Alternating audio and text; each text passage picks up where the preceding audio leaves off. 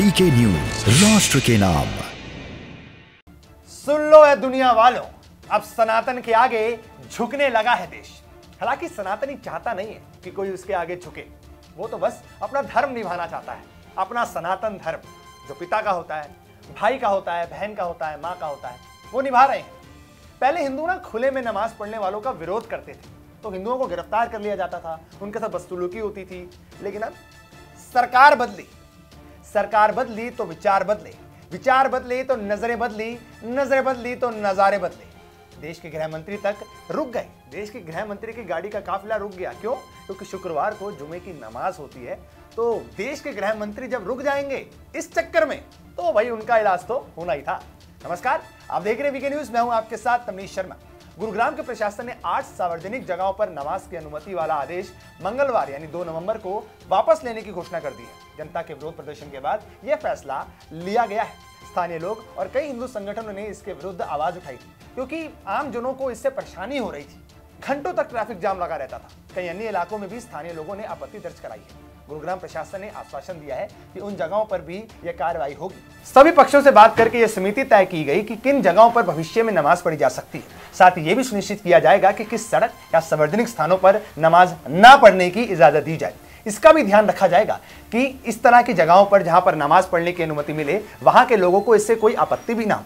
Gurugram police के प्रवक्ता सुभाष बोकेन ने कहा कि केवल ईदगाह मस्जिद और कुछ चुने गए जगहों पर नमाज पढ़ी जा सकती है। उन्होंने कहा कि हिंदू मुस्लिम समुदाय के बीच सामाजिक सद्भाव और भाईचारा बनाए रखना ही जिला प्रशासन की प्राथमिकता है। गुरुग्राम के सेक्टर 12 और 47 में नमाज के कारण लोगों को खासी परेशानी हुई थी, जिसके बाद विरोध प्रदर्शन शुरू हुआ था। वरना ऐसे लोग क्यों प्रदर्शन करेंगे? खासकर जुम्मे के दिन, जो कि शुक्रवार को होता है, जहां पर सार्वजनिक स्थानों को वो लोग बीच में घेर के बैठ जाते थे और नमाज पढ़ने लग जाते थे। लोगों को आवाजाही में दिक्कत होती थी। अगर किसी को इमरजेंसी, उनको दूसरा रूट, लंबा रूट पकड़ना पड़ता था, तो जाहिर सी बात है हिंदू विरोध प्रदर्शन तो करेंगे।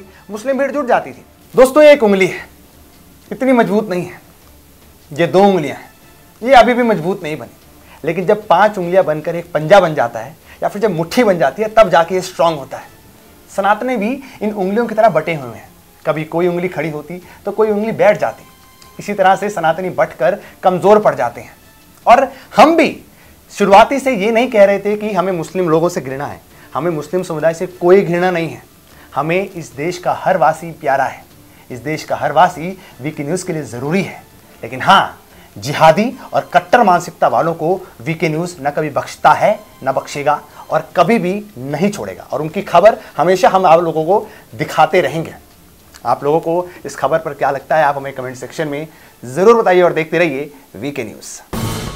ये है ड्रीम मीडिया नेटवर्क और आप देख रहे हैं देश का पहला 24/7 digital news channel VK news, राष्ट्र के नाम।